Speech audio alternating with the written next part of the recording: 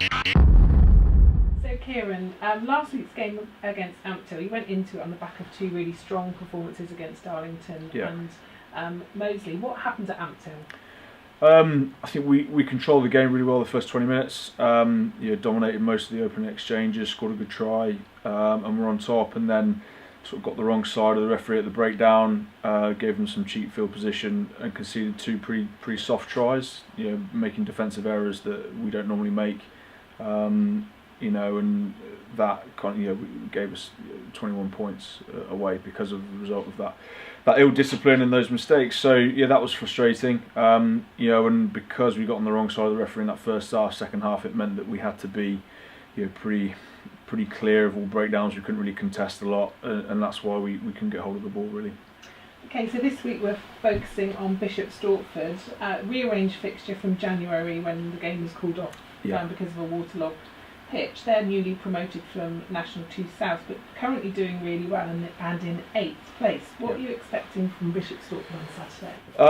They're doing really well. I think all the teams that have come up this year have added something to the league, which is great. It makes it more competitive. They've had a bit of a sticky patch the last few weeks, but it's going to be a tough game. Conditions aren't going to be great again, so it's probably going to be a bit of a scrappy affair.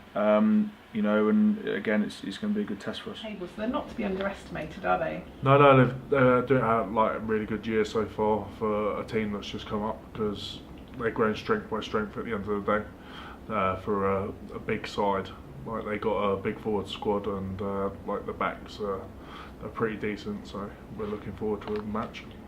And what about squad news this week? You've got injuries, so some of your key players sidelined, like Herbie, Owen. I see Muggy's done some damage. So Dan's broken his arm in a gym-related incident, which is tough. Having had him out, with a finger injury as well. He was doing some rehab, and there's an accident there, which is not great. Herbie's back in this week, which is a big bonus, because obviously we lost Owen last week. I don't know what it is with those number 8 boys, but Herbie, Aaron and Dan seem to be swapping injuries around at the moment, which timing wise has worked out pretty good, but obviously we'd like to try and have all three of them fit at the same time.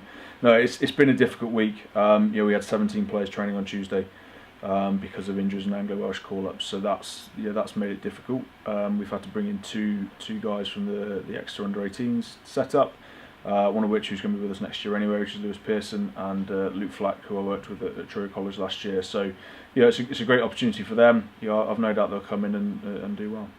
And you've been out for a while with an injury to your hand. Yes. How does it feel to be back training and back fit? It's such a relief. You don't know, you come into the game and you just want to play rugby. At the end of the day, you're here just to play rugby. I like training out with the boys, just being segregated into the in the gym on your own, just doing your rehab. It absolutely breaks me.